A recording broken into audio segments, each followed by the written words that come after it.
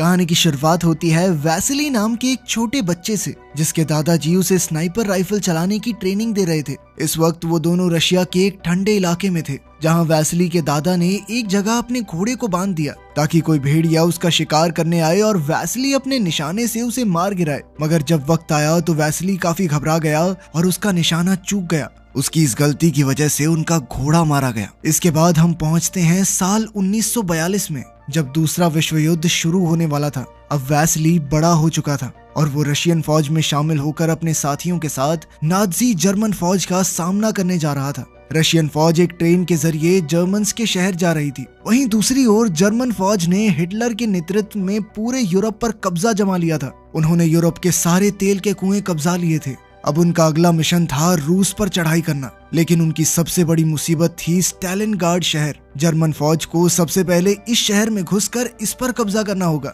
इधर रशिया के फौजी भी जल्द ही स्टालिनग्राड शहर में पहुंच गए। तब रशियन कमांडर्स ने फौजियों को हुक्म दिया कि अगर किसी ने भी अपना फर्ज छोड़कर युद्ध से भागने की कोशिश की तो उनके साथी ही उन्हें मार डालेंगे। अगर मौत से बचना है तो उसका एक ही तरीका है, जर्मन फौज को यहाँ से खदेड़ना। इसके बाद रशियन ऑफिसर्स ने फौजियों को कश्तियों में बैठाकर दूसरी तरफ रवाना किया। उस पार जर्मन फौजी मौजूद थे और रशियंस उनका मुकाबला करने जा रहे थे। तभी उनकी नजर नदी पर पड़ी, जो उनके साथी फौजियों की लाशों से भरी हुई थी। ये देखकर वो सब बुरी तरह सहम गए। फिर जैसे ही वो किनारे तक पहुंचने वाले थे तो जर्मन प्लेन्स ने उन पर बॉम्ब्स और गोलियों से धुआंधार हमला कर दिया। जर्मन प्लेन्स ने काफी फौजियों को मार डाला और रशियंस की काफी कश्तियां डूब गई। मगर खुशकिस्मती से वैसिली नदी पार करके किनारे तक आ पहुंचा। इसके बाद कुछ और कश्तियां भी किनारे तक आने में कामयाब रही। वहां पहुंचकर अफसरों ने फौजियों को हथियार दिए, मगर हमले की वजह से उनके हथियार कम पड़ गए थे। इसलिए ऑफिसर्स ने हुक्म दिया कि 2 फौजी एक हथियार इस्तेमाल करेंगे। उन्होंने फौजियों को जर्मन सिपाहियों को मारकर उनके हथियार छीनने को कहा। इधर वैसिली को सिर्फ गोलियां ही मिली थी और उसके दोस्त को बंदूक मिल गई। अब उसे हथियार पाने के लिए किसी जर्मन सिपाही को मारना होगा। फिर जैसे ही ऑफिसर ने हमले का इशारा किया तो रशियन फौजियों ने जर्मन्स पर हमला बोल दिया। जर्मन्स ने बदले में बॉम्ब से हमला किया, जिससे रूसी फौज को काफी नुकसान हुआ। इसी बीच वैसिली के दोस्त की मौत हो गई तो वैसिली ने उसकी बंदूक लेने की कोशिश की, लेकिन तभी एक और फौजी ने उसे धक्का देकर उसका हथियार छीन लिया। इसी दौरान जर्मन फौज रशियंस पर भारी पड़ रही थी, इसलिए उन्होंने जान बचाकर भागने का फैसला किया। मगर वापस मुड़ते ही उनके ऑफिसर्स ने उन पर गोलियां चला दी, क्योंकि वो युद्ध छोड़कर भाग आए थे। आखिरकार युद्ध खत्म होने के बाद जर्मन फौज ने स्टालिनग्राड पर कब्जा कर लिया और अब पूरा शहर रशियन फौजियों की लाशों से भरा हुआ था। चील कौवे उन्हें नोच नोच कर खा रहे थे। तभी वहां एक गाड़ी तेजी से आई तो जर्मन फौजियों ने उस पर हमला कर दिया, जिससे वो गाड़ी पलट गई और एक रशियन आदमी बाहर निकला। उसका नाम डेनिलोव था और वो रशियन फौज को अखबार पहुंचाने का काम करता था। इससे पहले कि जर्मन फौजी उसे पकड़ते, वो तुरंत जाकर रशियन फौजियों की लाशों में छुप गया ताकि सबको लगे कि वो भी मर चुका है। जब जर्मन फौजी उसे ढूंढते हुए आए तो वो सभी लाशों पर अंधाधुंध गोलियां बरसाने लगे ताकि कोई भी गलती से जिंदा न बच जाए। खुशकिस्मती से डेनिलोव को एक भी गोली नहीं लगी, मगर लाशों की भयंकर बदबू की वजह से उसे उल्टी आ गई। अब डेनिलोव रेंग कर आगे बढ़ रहा था कि तभी उसकी नजर सामने खड़े एक जर्मन ऑफिसर पर पड़ी, जो उस वक्त नहा रहा था। अब उसने लाशों में से एक बंदूक उठाई और उसे मारने का फैसला किया, पर तभी अचानक लाशों में से एक जिंदा आदमी निकला, जो कोई और नहीं बल्कि वैसिली ही था। उसने डेनिलोव को ऑफिसर पर गोली चलाने से रोका, क्योंकि अगर उसने अभी गोली चलाई तो जर्मन फौज गोली की आवाज सुनकर वापस वहां आ जाएगी। वैसिली ने उसे एक मिसाइल गिरने का इंतजार करने को कहा, ताकि धमाके की आवाज में किसी को गोली की आवाज सुनाई ही ना दे। साथ ही वैसिली ने उसे बंदूक में डालने के लिए गोलियां दी, मगर अब डेनिलोव को बंदूक चलाने से डर लग रहा था कि कहीं जर्मन फौजी गोली की आवाज न सुन ले। इसीलिए उसने अपनी बंदूक वैसिली को देकर जर्मन ऑफिसर को मारने को कहा। वैसिली ने बंदूक तो ले ली, पर तभी उसे एक गाड़ी आती दिखाई दी, जिसमें इस ऑफिसर की सुरक्षा के लिए फौजी आए थे। खैर वैसिली ने मिसाइल का इंतजार किया और जैसे ही मिसाइल का धमाका हुआ तो उसने कमांडर पर गोली चलाकर उसे मार डाला। किसी को भी गोली की आवाज सुनाई नहीं दी और इसी तरह अगले धमाके की आड़ में उसने एक और फौजी को मार डाला। लेकिन तभी एक फौजी ने वैसिली को देख लिया तो उसने गिरते हुए उसकी तरफ एक बॉम्ब फेंका, मगर वैसिली ने उससे पहले ही उस पर गोली चलाकर उसे मार डाला। अब वहां आखिरी फौजी बचा था तो वो बाकियों को खबर करने के लिए दौड़ा, मगर वैसिली ने खड़े होकर बिना चूके उसे भी गोली मार दी। डेनिलोव उसकी निशानेबाजी और बहादुरी से काफी प्रभावित हुआ। फिर वो दोनों रशियन फौज के हेडक्वार्टर्स पर पहुंचे। जहां डैनिलॉव ने अखबार में वैसिली के बारे में एक आर्टिकल लिखा जिसमें उसने बताया था कि कैसे वैसिली ने 4 जर्मन फौजी और 1 जर्मन कमांडर को मौत के घाट उतार दिया। ये देखकर वैसिली भी अंदर ही अंदर काफी खुश हुआ। तभी वहां रशियन लीडर स्टालिन का खास आदमी ख्रुश्चेव आया। वो रशियन कमांडर से काफी नाराज था क्योंकि उसने रशियन सिपाहियों को जर्मन्स के हाथों मरने के लिए मौत के मुंह में धकेल दिया था। ख्रुश्चेव ने उससे कहा कि अगर स्टालिन को पता चला कि उसने रशियन फौजियों के साथ क्या किया है तो वो उसे कुत्ते की मौत मारेगा, इसीलिए बेहतर यही होगा कि वो चुपचाप यहाँ से भाग जाए। फिर जैसे ही ख्रुश्चेव कमांडर के ऑफिस से बाहर आया तो सभी फौजियों को गोली चलाने की आवाज सुनाई दी और वो समझ गए कि कमांडर मर चुका है। अब ख्रुश्चेव ने ऑफिसर्स से फौजियों का हौसला बढ़ाने का तरीका पूछा ताकि वो नाजी जर्मन्स का मुकाबला करके स्टालिनग्राड को वापस अपने पास ला सकें। तब डैनिलॉव ने ख्रुश्चेव से कहा कि सिपाहियों को जबरदस्ती जंग में फेंकना सही नहीं रहेगा। उन्हें ऐसे सिपाहियों को प्रमोशन देना चाहिए जिन्होंने जर्मन्स का डटकर सामना किया है, जिससे बाकी फौजियों का हौसला बढ़ेगा। ख्रुश्चेव को उसका आइडिया काफी अच्छा लगा और उसने ऐसा ही करने का फैसला किया। जल्द ही डैनिलॉव भागता हुआ वैसिली के पास पहुंचा और उसे बताया कि उन दोनों का प्रमोशन हो गया है। अखबार में छपी वैसिली की कहानी को पढ़कर देश के सभी लोग उसकी बहादुरी की तारीफ करने लगे। स्नाइपर बनने के बाद वैसिली ने 33 जर्मन सिपाहियों को मार गिराया और 13 जर्मन कमांडर्स को इस्तीफा देने पर मजबूर कर दिया। इसके बाद हम देखते हैं कि एक दिन वैसिली एक जर्मन कमांडर पर निशाना साध कर बैठा था, पर जैसे ही वो गोली चलाने लगा तो एक बच्चा उसके सामने आ गया,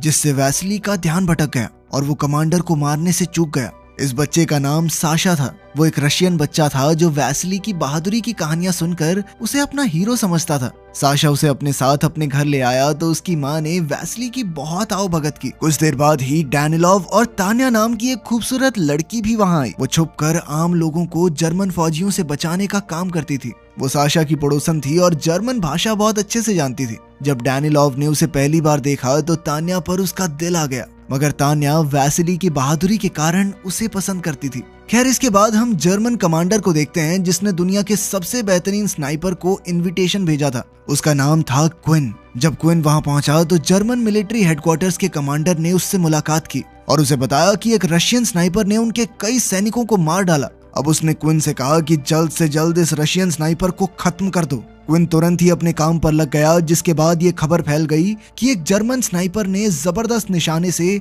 5 रूसी फौजियों को मार गिराया।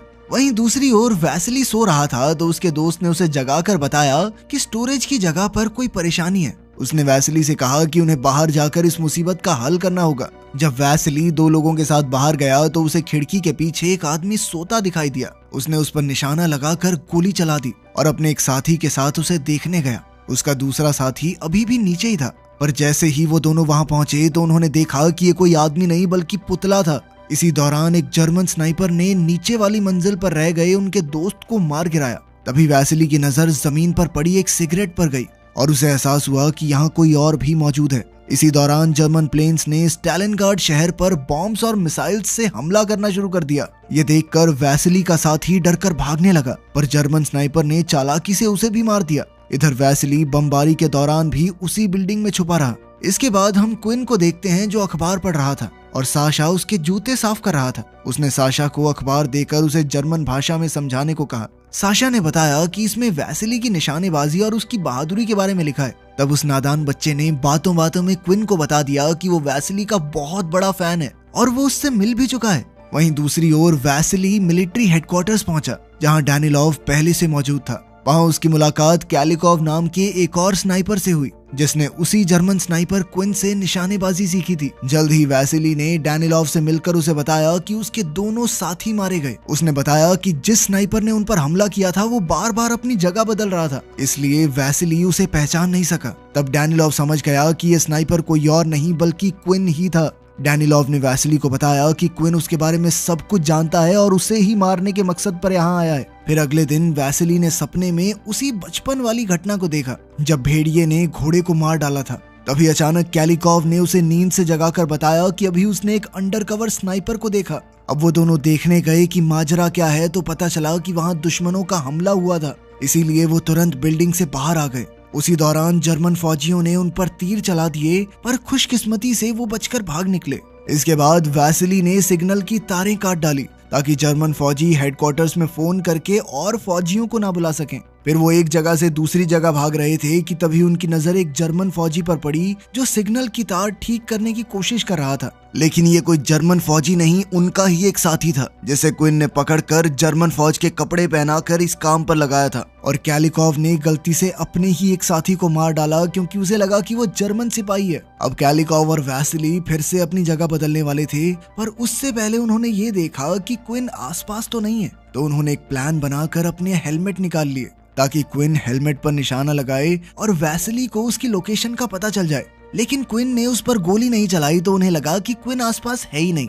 अब जैसे ही वो लोग दूसरी जगह पर कूदे तो क्विन ने कैलिकॉव को मार गिराया और वैसिली जैसे तैसे अपनी जान बचाकर हेडक्वार्टर्स में लौट आया। उसने डैनिलॉव से कहा कि वो क्विन को नहीं मार सकता क्योंकि वो उससे बहुत बेहतर स्नाइपर है, मगर डैनिलॉव ने उसे हौसला देकर कहा कि वो क्विन के बारे में उसे पूरी खुफिया जानकारी लाकर देगा। ये सुनकर वैसिली को थोड़ा हौसला तो आया। वहीं दूसरी तरफ क्विन ने उस छोटे बच्चे साशा को मिठाइयां देकर उससे वैसिली के बारे में सारी जानकारी इकट्ठा कर ली। इसके बाद क्विन चुपचाप उस बिल्डिंग में पहुंच गया जहां वैसिली आने वाला था और वहीं छुपकर उसका इंतजार करने लगा। इधर वैसिली भी इतना तो समझ ही चुका था कि क्विन छुपकर उस पर हमला जरूर करेगा, इसीलिए वो वेंटिलेशन पाइप्स के जरिए आगे बढ़ने लगा। तभी क्विन को पाइप्स में से आवाज सुनाई दी तो उसने अंदर जो भी है उसके बाहर आने का इंतजार किया। जैसे ही वो बाहर आए तो क्विन ने वैसिली के साथी को मार डाला और वैसिली किसी तरह बचते हुए एक इंजन के पीछे छुप गया। साथ ही हड़बड़ाहट में उसके हाथ से बंदूक छूट गई। उसने अपने जख्मी साथी को हेडक्वार्टर्स वापस लौट जाने को कहा।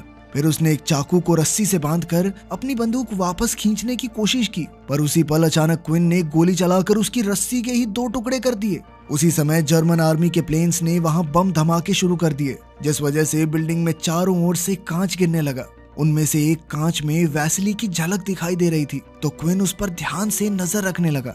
उधर जख्मी फौजी जब हेडक्वार्टर्स पहुंचा तो उसने तान्या को वैसिली की हालत के बारे में बताया। तब डैनिलॉव ने देखा कि तान्या किस तरह वैसिली के लिए परेशान हो रही थी। तान्या अपने आप को रोक नहीं पाई और वैसिली की मदद करने के लिए वेंटिलेशन पाइप से होते हुए उस तक पहुंची, पर जैसे ही वो पाइप से बाहर आने वाली थी तो वैसिली ने उसे रोक दिया। इधर वैसिली ने तान्या को क्विन की लोकेशन बताकर उसकी तरफ एक शीशा मोड़ने को कहा ताकि वैसिली भी उसे देख सके। तान्या ने ऐसा ही किया और उसी पल अचानक वैसिली ने अपनी बंदूक से निशाना लगाकर क्विन के हाथ पर गोली चला दी। इसके बाद वो तुरंत हेडक्वार्टर्स लौट आए तो वैसिली की काफी तारीफ हुई क्योंकि उसने एक ही बार में क्विन पर सही निशाना लगा दिया था। इसके बाद वैसिली डैनिलॉव से मिलने आया और उसने डैनिलॉव को अखबार में अपने बारे में लिखने से मना कर दिया क्योंकि वो भी बाकी फौजियों की ही तरह गुमनाम होकर लड़ना चाहता था। इस पर डैनिलॉव ने कहा कि तुम कोई आम फौजी नहीं बल्कि एक बेहतरीन स्नाइपर हो और जब बाकी फौजी तुम्हारी बहादुरी के किस्से सुनते हैं तो उनमें जोश भरता है उससे। इसके बाद डैनिलॉव ने साशा को बुलाया जो उनके लिए जासूसी कर रहा था। साशा ने वैसिली को बताया कि जब वो क्विन के जूते साफ करता है तो उसे पीली धूल दिखाई देती है। इस तरह की मिट्टी खास तौर पर सिर्फ केमिकल फैक्ट्री में ही मिलती है। साशा रशियन फौज के लिए क्विन की जासूसी करके बेहद खुश था, मगर वैसिली को डैनिलॉव पर गुस्सा आया कि ये तो छोटा बच्चा है, इसे तो नहीं पता, तू इसकी जान खतरे में क्यों डाल रहा है। खैर बाद में साशा वैसिली को उस केमिकल फैक्ट्री में लेकर गया जहां क्विन जाया करता था। जल्द ही वैसिली लाशों के ढेर में छुपकर क्विन का इंतजार करने लगा, मगर थोड़ी देर बाद वो वहीं सो गया। इस दौरान क्विन बिल्कुल उसके सामने से गुजर गया, मगर वैसिली क्या करता, वो तो सो रहा था। वहीं दूसरी ओर जर्मन फौज ने शहर पर हमला बोल दिया था। एक जर्मन फौजी मर चुके फौजियों के पर्स चुरा रहा था तो अचानक क्विन की नजर लाशों में पड़े वैसिली पर पड़ी। उसने वैसिली पर गोली चलाने की कोशिश की लेकिन वो सिपाही उसके निशाने के बीच आ गया। बाद में जर्मन फौज ने उस चोर को पकड़ लिया। उन्हें चोर के पास वैसिली का पर्स मिला था जिसका मतलब ये था कि वो पहले ही मर चुका है। जिसके बाद अब क्विन के यहाँ रहने का कोई मकसद नहीं था तो कमांडर ने उसे अपने बैग पैक करने को कहा। वहीं दूसरी ओर जब रशियन कमांडर को वैसिली की मौत की खबर मिली तो वो बौखला उठा, पर तभी डैनिलॉव ने आकर उसे समझाया कि वैसिली अभी जिंदा है। कमांडर ने कहा कि अगर फौज तक वैसिली की मौत की झूठी खबर भी पहुंच गई तो उनकी हिम्मत टूट जाएगी। इसलिए कमांडर ने डैनिलॉव को अखबार में वैसिली की तस्वीर छुपाने का हुक्म दिया।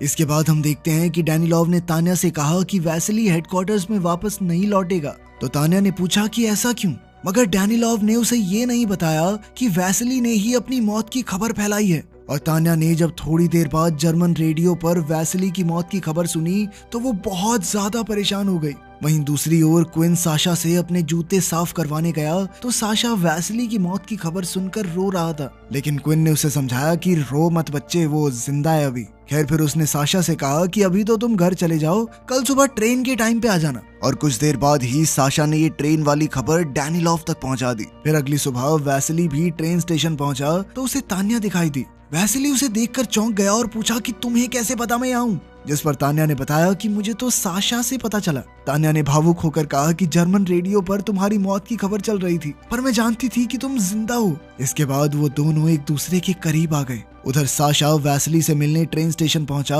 पर क्विन पहले ही उसका इंतजार कर रहा था। क्विन ने हिसाब लगा लिया था कि ये बच्चा रशियन जासूस है। कुछ ही पलों में तान्या ने अपनी दूरबीन से इतना खौफनाक मंजर देखा कि उसके रोंगटे खड़े हो गए। उसने देखा कि उस मासूम बच्चे की लाश बुरी तरह से एक पाइप से लटक रही थी। वो समझ गई कि क्विन ने ही उसे मारा होगा। साशा की मौत से तान्या को गहरा सदमा लगा, मगर वैसली ने उससे वादा किया कि वो क्विन को मारकर साशा की मौत का बदला जरूर लेगा।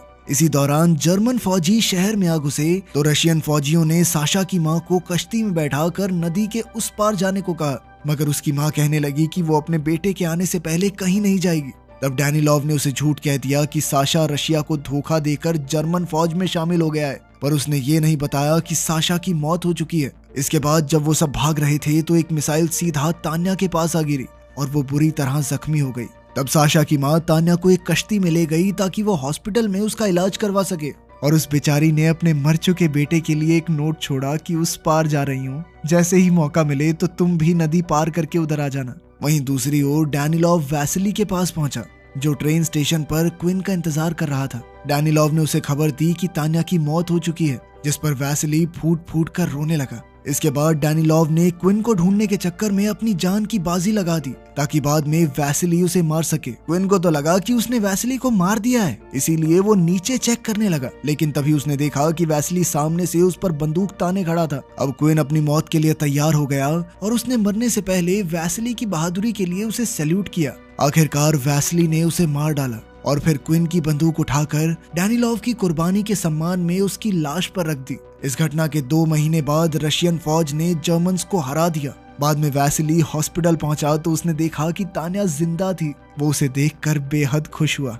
बाद में रशियन फौज ने वैसली के सम्मान में उसकी बंदूक को स्टालिनग्राड म्यूजियम में रखवाया और उधर वैसली और तान्या ने एक दूसरे से शादी करके एक अच्छी जिंदगी बिताई। वीडियो पसंद आई तो लाइक कर देना, चैनल को सब्सक्राइब कर लेना। मिलते हैं अगली वीडियो में।